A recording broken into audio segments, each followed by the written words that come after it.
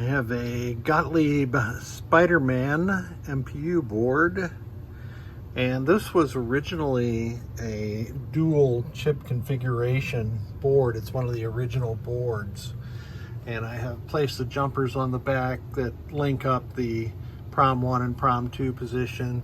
And I made some modifications between the in the 5101 area.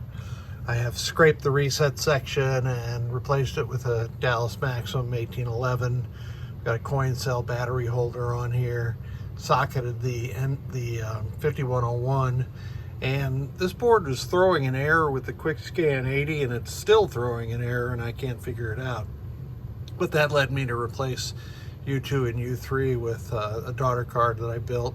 And since I have that daughter card on there, I took the opportunity to replace U2 and U3 with a fast boot 7-digit free play version of the ROM.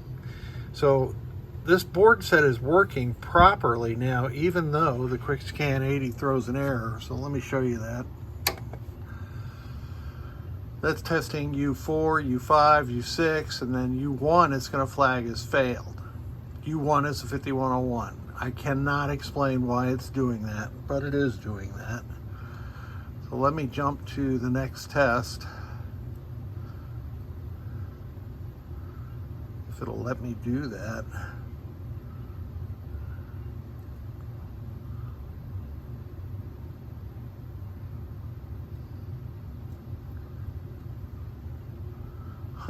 Maybe with the failure, it won't let me jump to the next test.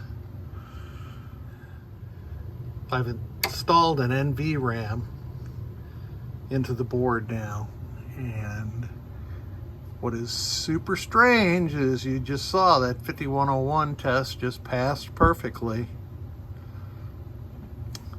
So I don't know what's causing that. It does not appear to affect gameplay. I'm going to have to talk to the client about what he wants to do about that. Yeah, so now I just was able to advance the Quick Scan 80, and now it is in lamp test.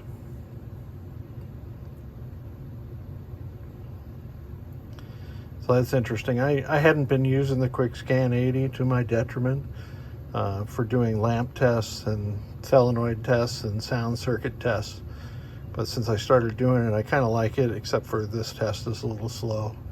Now these 4 LEDs that are lit will go off as the corresponding green one comes on.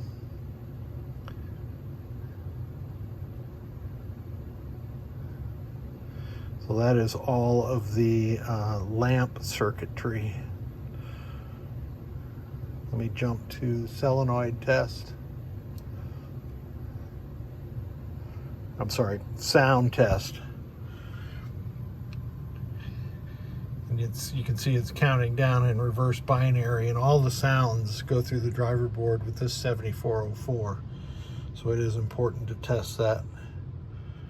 We can see all those circuits are working fine. Let me jump to, I think it's solenoid test.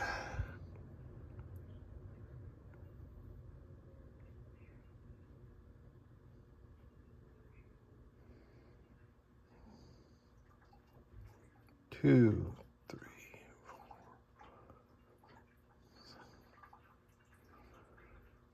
four. Okay, so I can 2, 3, 4, 5, 6, 7, 8, 9. Solenoid 3 is a coin counter solenoid, and somebody has robbed the UDN or CEN U45 from the Q54 position. So what we're seeing is expected from that. And then the next test is switch test. And let me try that just for giggles.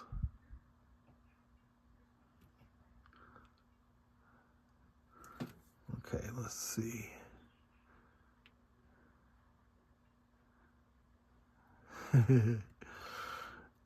I'd rather do this with the display. I'm not sure what that interface is telling me. Oh, it's probably on the display. Well, maybe not. Let's see. I don't know what that interface is telling me, but I did test this MPU board with switch matrix. Let me come back and... Okay, I'm in the actual game now. That display is not blinking like that in real life. And I'm in switch test, and now I'm going to go across the diagonal. Whoops.